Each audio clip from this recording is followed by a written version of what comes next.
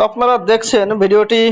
ওই একজন সাদা জামা পরিহিত এক সাংবাদিক ওই দৌড়চ্ছেন এবং তাকে আক্রমণ করেছে। এই যে যে খুবই উৎসাহের সাথে নিজেই ভিডিও করছে এবং নিজের মুখ বারবার দেখাচ্ছে। এর নাম হচ্ছে মোহাম্মদ আফরোজ এবং এই ঘটনাটি ঘটেছে কলকাতায় গত 24 তারিখ। কলকাতার ধর্মতলা, শিয়ালদা, ওখানে একটা আন্দোলনের ডাক দিয়েছিল বাম ছাত্র সংগঠন এএসডিআইও, এসএফআই সহ আরো যেসব বামপন্থী সংগঠন রয়েছে তারা।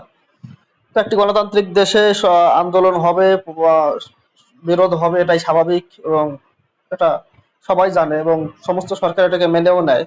কিন্তু আন্দোলন অবশ্যই শান্তিপূর্ণ হতে হবে, সেখানে যেন সাধারণ যেসব মানুষ আছে তাদের উপর আক্রমণ করা না হয়। যারা সাধারণ পথচারী আছে, যারা পুলিশ কর্মী আছে, যারা সাংবাদিক আছে, তাদের উপর যেন কোনো ধরনের কোনো আক্রমণ না করা হয়, সেটাকে মাথায় রাখতে হয় আন্দোলনের ক্ষেত্রে।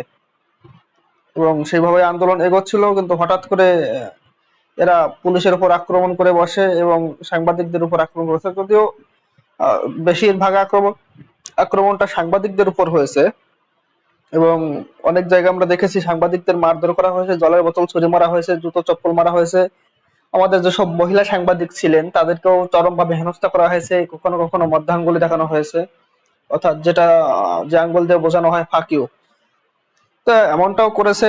এই যে মহা উৎসাহের সাথে এই ভিডিওটি নিজে ধারণ করেছে এবং নিজেই তার ফেসবুক থেকে আপলোড করেছে। সে ভেবেছিল মমতা ব্যানার্জির সরকার চলছে এখনো, যেমনটা খুশি তেমনটা করব। আর যেহেতু আমার নাম মোহাম্মদ আফরোজ, সেহেতু ভারতবর্ষের কোনো আইন, মমতা ব্যানার্জির কোনো পুলিশের ক্ষমতা নেই আমাকে ধরার, আমরা যা খুশি তাই করতে পারি। কারণ এই মমতা ব্যানার্জি বলতেন না যে শুক্রবার দিন ওরা একটু এমনটা করে থাকে। তো 24 তারিখেও শুক্রবার ছিল এবং সেই বিশেষ জনগোষ্ঠী যাদেরকে মমতা ব্যানার্জি দুধেল গাই বলতেন, তারা রাস্তায় নেমে পড়েছিল এবং এখানে সেখানে আন্দোলন নামে বিভিন্ন ধরনের কার্যক্রম করেছে। তারা সাংবাদিকদের উপর মারধর করেছে, সাংবাদিকদের হেনস্থা করেছে, পুলিশের উপরও জায়গায় জায়গায় আক্রমণ হয়েছিল। পরবর্তীতে পুলিশ তাদের উপর লাঠিচার্জ করেছে। এবং আমি যখন পরবর্তীতে দেখলাম যে বাম সংগঠনের যেসব ছাত্র নেতারা রয়েছে যারা আন্দোলনের ডাক দিয়েছিলেন, তারা বলছে যে না, ওরা কেউ আমাদের বাম সংগঠনের নয়। এবং যেহেতু তারা অস্বীকার করেছে, তাহলে এদের এখন খোঁজ খবর নেওয়া হবে। আর খুব মজার বিষয় দেখুন কি হলো, এখন পশ্চিমবঙ্গে চালু করে দিয়েছে গুন্ডা দমন আইন। এই শুভেন্দু সরকার ক্ষমতায় এসেই প্রথম এই আইনটি পাশ করিয়েছে এবং সম্ভবত এই প্রথম ব্যক্তি যে নিজের পেছনে নিজের পদে বাঁশ নিজে ঢুকাচ্ছে। এবং তৈলাক্ত বাঁশ নয়, অবশ্যই বড় বড় কঞ্চিদার বাঁশ, সেটা ঢুকলে খুব একদম পুরো চিড়তে চিড়তে ঢুকবে। কেন কথা বললাম, কারণ আহ, এ নিজে এই উৎপাত করে এর ভিডিও করেছে এবং সে নিজে আপলোড করেছে। মানে সরকারের হাতে সমস্ত তথ্য প্রমাণ তুলে দিচ্ছে, দেখো আমি উৎপাতকারী, আমি এখানে দাঙ্গা হাঙ্গামা উৎপাত মাচাচ্ছি। তো এটা এক প্রকার মানে মনে করতে পারেন ওই নিজের পায়ে কুড়াল মারা ঠিক নয়, ওই কুড়ালের উপর মাথা ঢোকা গিয়ে, কোরালের উপর মাথা ঠোকা। পায়ে কোরাল নয়, এটা কোরালের উপর মাথায় ঠোকা কিংবা মাথায় কোরাল মারা বলতে পারেন। তো এখন এই যে যে জনগণ, এই যে যে মোহাম্মদ আফরোজ, এখন একে তো মানে খুব একটা কঠিন সময় পার করতে হবে। কারণ সরকারের নীতি অনুযায়ী এখন তো এর উপর নন বেলেবল ওয়ারেন্ট হবে, 1 বছর কমপক্ষে একে তো পুলিশ হেফাজতে রাখা হবে। মানে ছাড়ানোর কোনো ভবিষ্যৎ নাই এবং এর ভবিষ্যৎ পুরোটাই অন্ধকার। সব দেখছেন যে সমস্ত উৎসুক ছাত্ররা এখানে মারামারি করছে, আমরা শুনেছি যে 70 জনের উপরে তাদেরকে চিহ্নিত করা হয়েছে এবং এফআইআর দায়ের করা হয়েছে।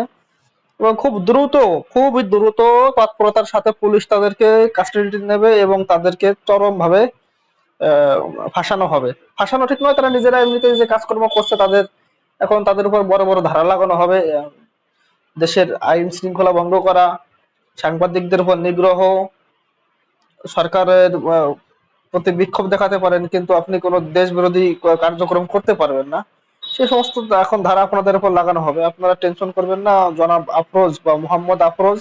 আপনি যে উৎসাহের সাথে ভেবেছিলেন যে একদম বীর পুরুষের মতো বীর দর্পে ভিডিও করে সাংবাদিকদের আক্রমণ করলাম, একটা টিআরপি পেলাম, লোকজন ফলো করলো, আপনার মতো যে সমস্ত জনগণ আছে যারা জঙ্গি জিহাদি মানসিকতায় বিশ্বাসী, তারা অবশ্যই আপনাকে ফলো করবে, আপনার এই কার্যক্রমকে সাপোর্ট করবে। কিন্তু আপনার কি হবে?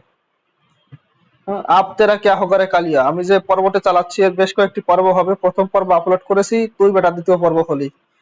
এখন অনেক বামপন্থীরা এসে কান্নাকাটি করবে, বিশেষ করে গবি কাশের মতো লোকেরা। তারা বলবে দেখো শুধু মুসলিম বলে এদেরকে টার্গেট করে আক্রমণ করা হচ্ছে, এরা আসলে নির্দোষ ছিল, এদেরকে ফাঁসানো হয়েছে বা এদেরকে উস্কে দেওয়া হয়েছে এমনটাই বলবে। কিন্তু এখানে যে সমস্ত বাম সংগঠন ছিল তারা বলছে যে না, আমাদের সংগঠনের সাথে এদের কোনো যোগসূত্র নয় এবং আমরা এ বিষয়ে দায় নেব না। এখন এদেরকে ধরা হবে, ধরে এদের বিরুদ্ধে যখন আইনানুগ ব্যবস্থা নেওয়া হবে তখন বামেদের কান্নাকাটি শুরু হবে। এবং আমরা দেখতে চাই যে সমস্ত বামেরা কান্নাকাটি করবে তাদের বিরুদ্ধে সরকার কি অ্যাকশন নেয়, কারণ অপরাধীকে যে সাপোর্ট করে সেও এক প্রকার অপরাধী। তাই সরকারকে বলবো, শুভেন্দু অধিকারী সরকারকে বলবো যে মহাশয় শুভেন্দু দা, আপনি কঠোর থেকে কঠোর এদের বিরুদ্ধে আইনানুগ ব্যবস্থা নিন এবং এই ধরনের ভারত বিরোধী কার্যকলাপ কখনো যেন কেউ করতে সাহস না পায় বা করার আগে যেন কেউ দ্বিতীয়বার ভাবে যে করলে কি হবে। অন্তত সেই ভয়টা এদের ভিতর দেওয়া উচিত, যাতে পরবর্তীতে এই ধরনের উৎপাত না করা হয়, যাতে পরবর্তীতে কোনো সাংবাদিকরা নিগ্রহ না করা হয়, কোনো সাধারণ মানুষকে নিগ্রহ না করা হয়। প্রোটেস্ট শান্তিপূর্ণ ভাবে হবে, সরকারের সাথে আলোচনা হবে, এটা গণতন্ত্র বলে। কিন্তু গণতন্ত্র কখনোই এটা বলে না যে বাক স্বাধীনতার নামে বা কর্ম স্বাধীনতার নামে, আন্দোলনের নামে তুমি যা খুশি তাই করবে, একজনকে নিরীহ মানুষকে অত্যাচার করবে, নিরীহ মানুষকে গালিগালাজ করবে বা কারো ব্যক্তিগত আক্রমণ করবে, এটা কখনোই কাম্য নয় এবং এটা বাক স্বাধীনতাও নয়, এটা হচ্ছে চরম অসভ্যতা। তো এই সমস্ত অসভ্য মোহাম্মদ আফরোজের মতো যারা রয়েছে এদেরকে ধরা হোক এবং ধরে এদের বিরুদ্ধে কঠিন থেকে কঠিন ব্যবস্থা নিয়ে এদের এমন ব্যবস্থা করা হোক যাতে এদের যে অনুসারীরা আছে যারা এদের মতো হতে চাইছে এখন, তারা যেন আর এই ধরনের কাজ না করে। ধন্যবাদ সবাইকে।